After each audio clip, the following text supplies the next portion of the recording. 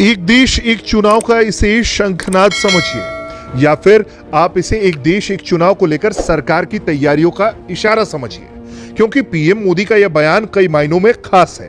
PM ने सीधे और सधे लफ्जों में कहा है कि एक देश एक चुनाव देश की जरूरत है। वन नेशन वन इलेक्शन सिर्फ एक चर्चा का विषय नहीं है, बल्कि ये भारत की जरूरत है। हर कुछ महीने में भारत में कहीं न कहीं बड़े चुनाव हो रहे होते हैं। इससे विकास के कार्यों पर जो प्रभाव पड़ता है उसे आप सब भली भांति जानते हैं। ऐसे में वन नेशन वन इलेक्शन पर गहन अध्ययन और मंथन आवश्यक है। अब हमारे प्रयास ये होने चाहिए कि संविधान के प्रति सामान्य नागरिक की समझ और ज्यादा व्यापक हो। इसके लिए संविधान को जानना समझना भी बहुत जरूरी है। आजकल हम सब लोग सुनते हैं केवाईसी, ये बहुत कॉमन शब्द है, हर कोई जानता है। केवाईसी का मतलब है नो योर कस्टमर। ये डिजिटल सुरक्षा का एक बड़ा अहम पहलू बना हुआ है। उसी तरह केवाईसी एक नए रूप में केवाईसी यानी नो योर कॉन्स्टिट्यूशन हमारे संविधान सुरक्षा कवच को भी मजबूत कर सकता है। आज डॉक्टर राजेंद्र प्रसाद और बाबा साहब आंबेडकर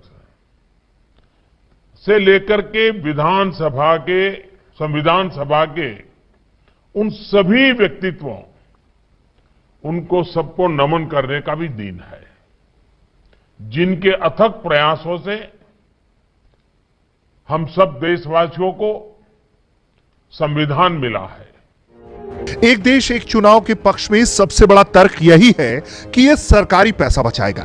2019 लोकसभा चुनाव में सेंटर फॉर मीडिया के अनुमानों के मुताबिक चुनाव आयोग के खर्च को लेकर करीब 70,000 करोड़ रुपए का इस्तेमाल हुआ।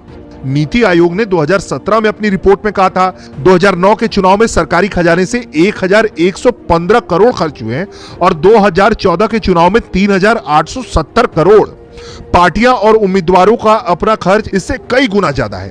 2015 में एक संसदीय समिति की रिपोर्ट में कहा गया कि राज्यों और लोकसभा के साथ साथ चुनाव हो तो बड़े खर्च बच जाएंगे। बार बार मॉडल कोड ऑफ कंडक्ट लागू होने से विकास कार्यों में रुकावट जो आती है वो दूर होगी। आवश्यक वस्तुओं की डिलीवरी पर पड़ने वाला असर घट जाएगा। चुनाव में लगने वाले मैन पावर का बोझ भी घटेगा। 1947 में आजादी के बाद भारत गणतंत्र बना और चुनाव की प्रक्रिया फिर शुरू हुई। संविधान में साथ साथ चुनाव की कोई विशेष व्यवस्था तो नहीं थी, लेकिन 1952 और 1957 में लोकसभा और राज्यों के चुनाव साथ साथ हुए, लेकिन बाद में यह प्रक्रिया जारी नहीं रह पाई।